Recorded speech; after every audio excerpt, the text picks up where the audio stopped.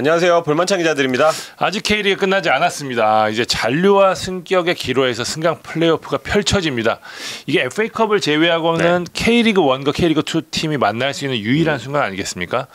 홈앤드 어웨이로 펼쳐지는 승강 플레이오프 단 두 판으로 팀의 운명을 결정짓는 이 잔혹한 게임, 볼만찬이 프리뷰하지 않을 수가 없습니다.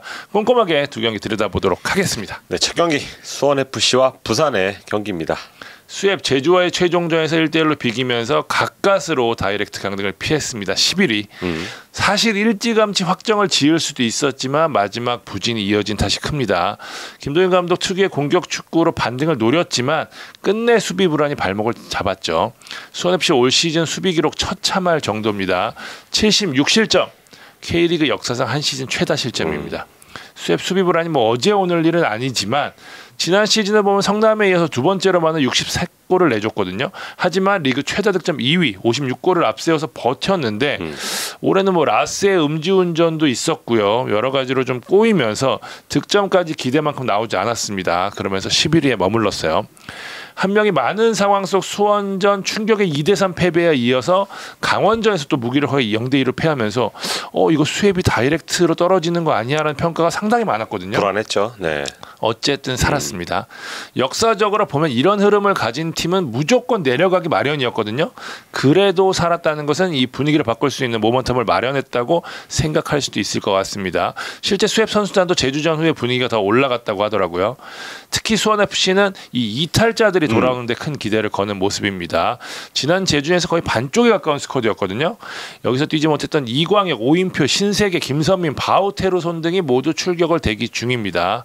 제주전에서 복귀전을 치는 우고 고메스도 출전 시간을 늘릴 것으로 보이고요. 이탈자들의 가세와 함께 김도현 감독에게 상당히 많은 옵션이 생겼습니다. 3백과 4백 모두 활용이 가능해졌고요. 네. 무엇보다 수협이 강원전과 제주전에서 기동력에서 아쉬운 모습을 보였는데 이광혁과 오인표의 가세 큰 힘이 될 것으로 보입니다. 부산 정말 아쉽게 리그 우승을 놓쳤습니다. 1분. 네. 그러니까요. 네. 충북 청주와의 최종전에서 1분에 버티지 못하고 동점골을 내주면서 김천상무에게 우승을 내줬는데요. 때문에 승강 플레이오프를 앞두고 화두는 뭐였냐? 분위기 회복이었습니다. 사실 이 전남전 완패, 충주전 무승부 이전까지 10경기에서 9승 1무의 완벽한 레이스를 달렸던 부산이거든요. 9월 3일 선두를 탈환한 뒤에 두 달 넘게 1위를 유지하다 마지막에 무너졌기 때문에 이 허탈함이 팀 전체를 감쌀 수밖에 없잖아요. 무조건이죠. 네. 부산은 이 분위기를 바꾸는데 많은 공을 들였습니다. 정규 시즌 종료 후에 선수단끼리 진솔한 회식을 하면서 대화를 나눴다고 해요. 분위기가 진중하고 좋았다고 하던데 이게 통했는지 훈련장 분위기는 꽤 밝았다고 합니다. 우리 팀들은 분위기는 항상 좋다고는 말은 합니다. 네. 부산은 K리그1 최종전에 코칭 스태프를 나눠서 수원 종합운동장과 수원 월드컵 경기장으로 보냈는데 박진석 감독이 어디로 갔냐가 중요하잖아요. 수원 종합운동장으로 갔습니다. 촉이 좋네. 내부적으로도 수협이 유력하다고 판단을 했고 분위기가 올라가는 강원보다는 분위기가 내려가는 수협이 조금 낫지 않을까 생각을 좀 했다고 합니다. 네. 일단 수협과 예상대로 붙게 된 만큼 부산의 시나리오대로는 흐른 셈이 됐죠. 부산은 지금 부상자가 단 한 명도 없다고 합니다. 이 완벽한 스쿼드를 자랑하고 있는데 이탈자도 없이 준비하고 있거든요. 다시 말해서 박진석 감독이 생각하는 최상의 라인업을 꾸릴 수 있다는 이야기인데요. 박진석 감독이 큰 변화를 주기보다는 약간 보수적인 스타일이기 때문에 안정적인, 네. 기존의 3-4-3 활용이 유력해 보입니다. 네. 수협과 부산 모두 승강 플레이오프 경험이 있습니다. 수협은 딱 한 차례 2015년이었죠. 승강 플레이오프를 경험했는데 당시 상대가 공교롭게도 부산이었습니다. 1차전 1대0 승리, 2차전 2대0 승리를 거두면서 창단 첫 승격에 성공을 했죠. 부산은 승강 플레이오프의 단골입니다. 이번이 벌써 5번째예요. 네, 절반이 넘는 수치입니다. 네. 가장 많이 승강 플레이오프를 치는 팀인데 앞서 4번의 승강 플레이오프에서 딱 한 번만 승리했어요. 두 팀의 마지막 맞대결 들여다보니까 2020년 FA컵에서였더라고요. 당시 부산이 원정임에도 1대0으로 승리를 한 기억이 있고요. 통산 두 팀은 16번 붙어서 부산이 7승 4무 5패로 우위에 있는데 최근 6번의 경기에서는 부산이 5승 1무로 절대 우위에 있었다는 점. 네. 하지만 굉장히 이전 기록이라 큰 의미는 없어 보이고요. 양 팀의 스타일 좀 보면은 역시 수협의 공격, 부산의 수비, 창과 방패의 대결이 될 공산이 큽니다. 여담으로 김도균 감독과 박진석 감독이 축구에서 알아주는 절친입니다. 두 감독이 이 대진이 성사되기 전에 우리끼리 만나지 말자 그랬다는데 이 알고준 운명에 놓이게 됐습니다. 키플레이어 꼽으면 수협에서는 역시 공격은 이승우, 가운데는 이영재, 수비는 우고 고메스 역할이 중요하고요. 부산에서는 김신, 라마스, 이한도의 역할이 중요해 보입니다. 1차전 부산의 홈, 2차전 수원FC의 홈에서 펼쳐집니다. 예측을 해야 되겠죠? 네. 저는 수협 잔류. 흐름이나 이탈자 복귀 등이 수협 쪽으로 약간 쏠려 보입니다. 반대로 가겠습니다. 부산 승격할 것 같고요. 수협의 경기력이 좋지 않은 점, 그리고 부산의 일부 출신들이 많다는 점이 어떤 영향을 미칠 것 같습니다. 자, 두 번째 경기 강원과 김포 FC의 경기입니다.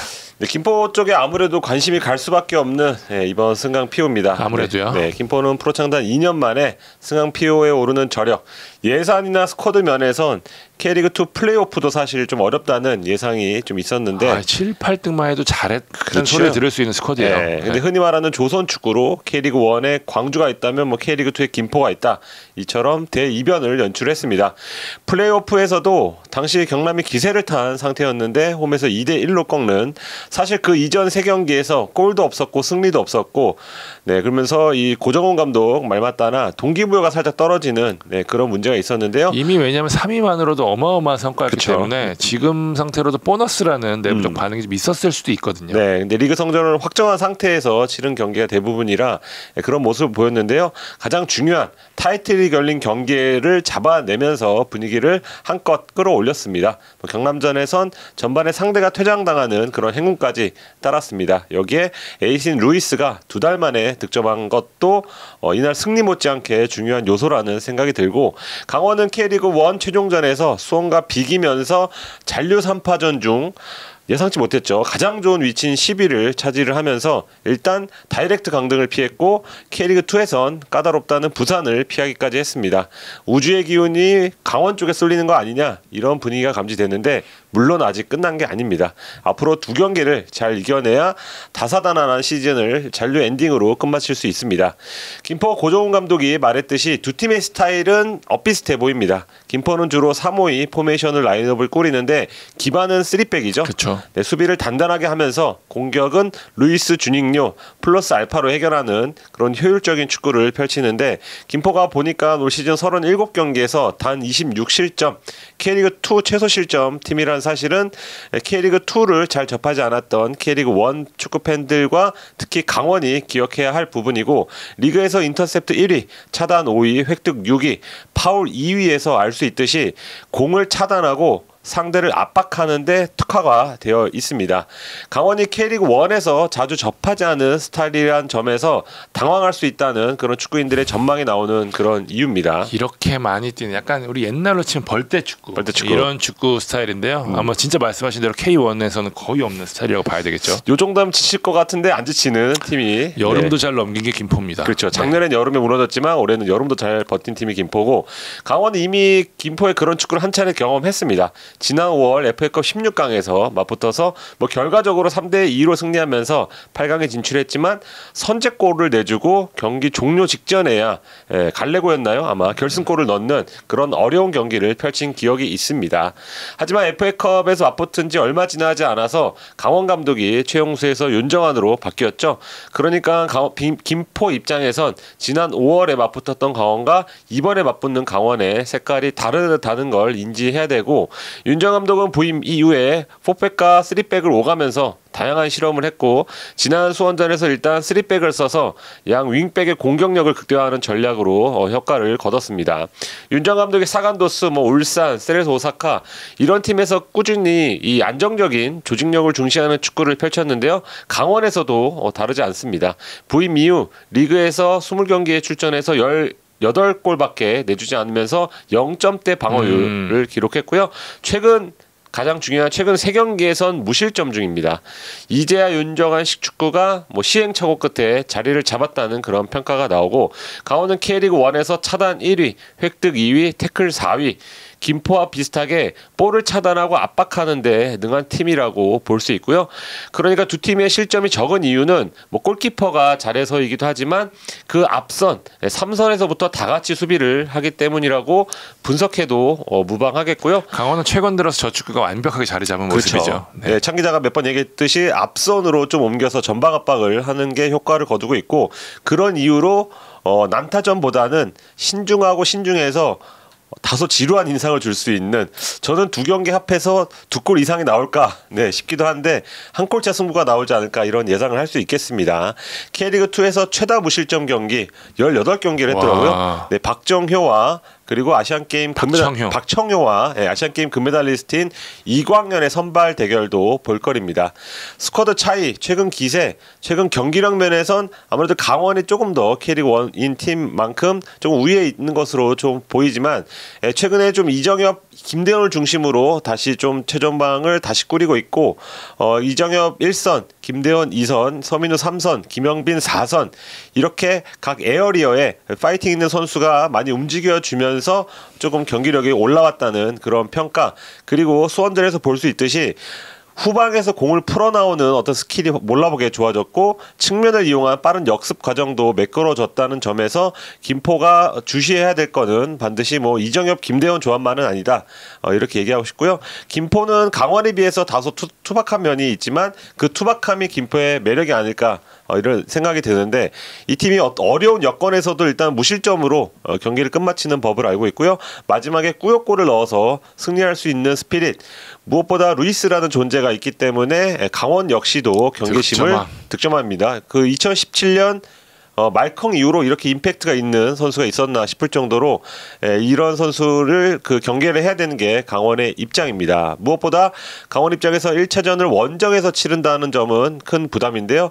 김포가 최근 홈 6경기에서 5승을 따낼 정도로 홈발을 잘 누리는 팀이고 무엇보다 강원이 2년 전 승강피오 1차전 대전 원정에서 패하고 돌아와서 정말 힘들게 잔류했던 기억이 있는데요.